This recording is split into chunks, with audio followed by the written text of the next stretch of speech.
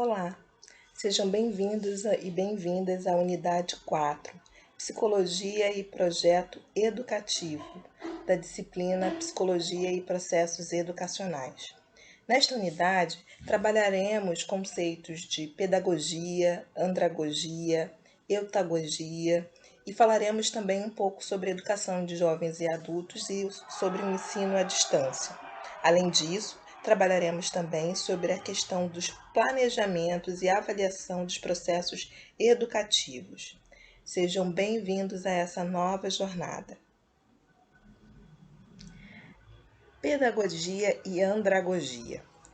Pedagogia provém da junção das palavras gregas paidos, criança, e agogos, guiar, conduzir, educar.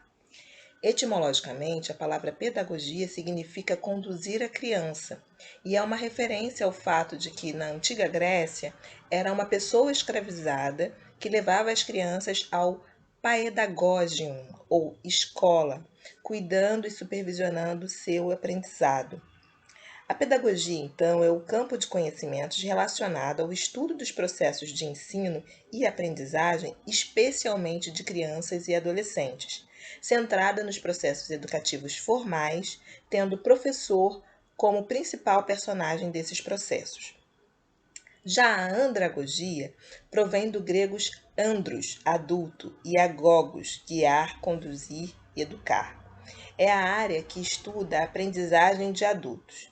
Foi em 1970 que o estadunidense Malcolm Knowles, maior representante da andragogia, ou educação de adultos, lançou a ideia de ajudar as pessoas a aprenderem em vez de ensiná-las. Aqui no Brasil nós temos um grande exemplo também nesse tema, que é o pesquisador, professor, educador Paulo Freire. Eutagogia é uma palavra de origem grega, formada pelo prefixo euta, auto, mais agogos, guiar. Significa autodirecionamento. O termo eutagogia foi criado para representar uma abordagem de aprendizagem na qual não existe a figura do professor facilitador. Se fundamenta nas teorias construtivistas, pois parte da ideia de que a aprendizagem deve ser centrada no estudante, pois é ele quem determina o que, conteúdo, e como vai aprender, o método. A eutagogia é o princípio que está correlacionado com o ensino à distância. Voltando à andragogia, ela tem alguns princípios.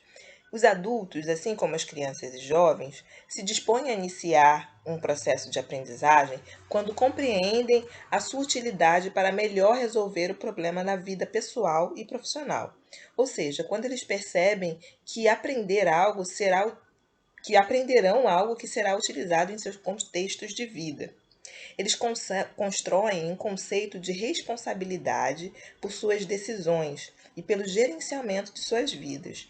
Ao assumirem esse conceito de si mesmos, desenvolvem uma necessidade psicológica de serem percebidos e tratados como capazes de se autodirecionar. Além disso, é importante lembrar que os adultos possuem experiências de vida que os distinguem das crianças e jovens.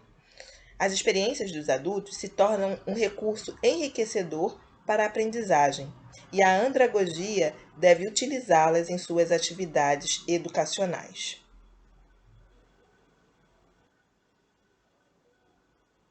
Nosso próximo tema são as metodologias de ensino e modalidades de ensino, educação de jovens e adultos e educação à distância.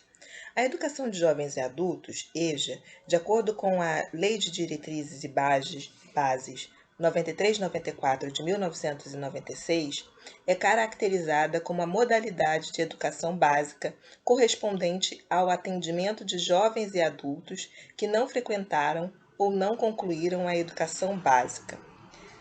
Segundo Almeida e Corso, o grande desafio da educação de jovens e adultos é o desenvolvimento de processos de formação humana articulados a contextos sociohistóricos, a fim de que se reverta a exclusão e se garanta aos jovens e adultos o acesso e a permanência, além do sucesso no início ou no retorno desses sujeitos à escolarização básica como direito fundamental.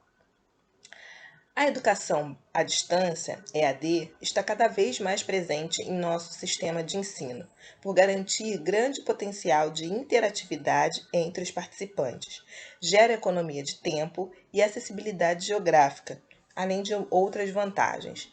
Essa modalidade de ensino cresceu de forma exponencial no mundo inteiro, assim como no Brasil, alterando a forma como a educação vinha se desenvolvendo nas últimas décadas, especialmente agora, no contexto de pandemia.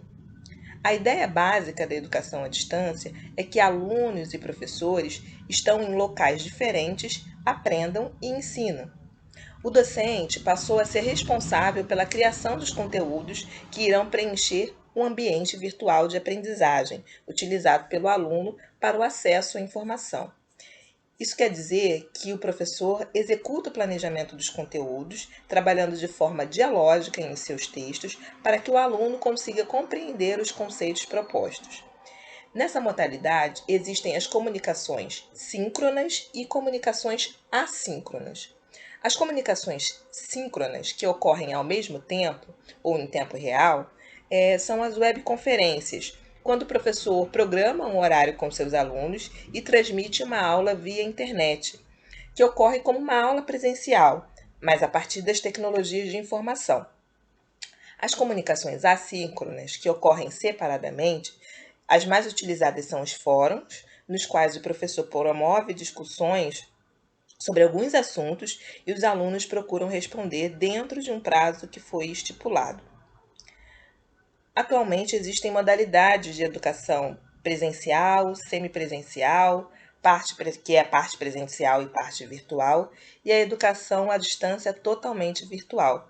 E nesse contexto aparece uma outra possibilidade, que é chamada de gamificação, que seria o uso da configuração de games, jogos, no processo pedagógico, tornando o processo de aprendizagem mais ativo e atrativo, por se valer de comportamentos naturais do ser humano, como a competitividade, a socialização, a busca por recompensa e o prazer pela superação.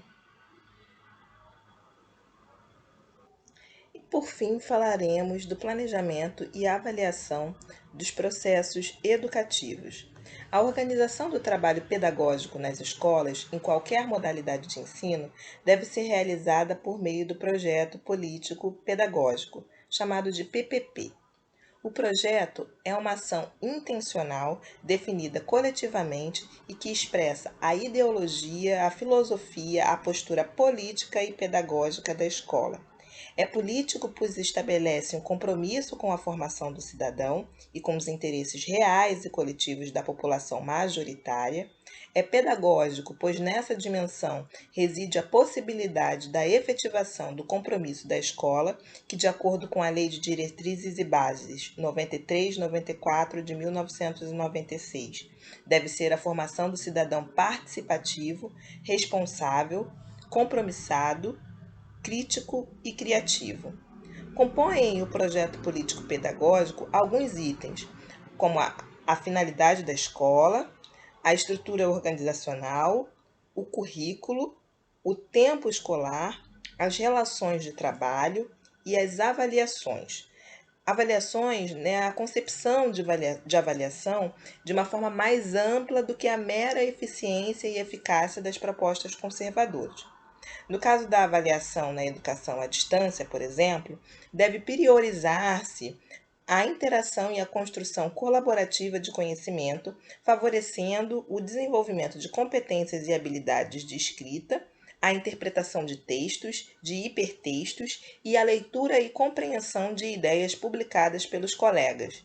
Em virtude das possibilidades de se refazer e fazer contínuos dos ambientes de aprendizagem virtuais, o erro pode ser tratado como um objeto de reformulação, pois o aluno tem a oportunidade de avaliar continuamente o próprio trabalho e de efetuar as reformulações necessárias para produzir novos saberes, analisando as produções dos colegas e emitindo feedbacks.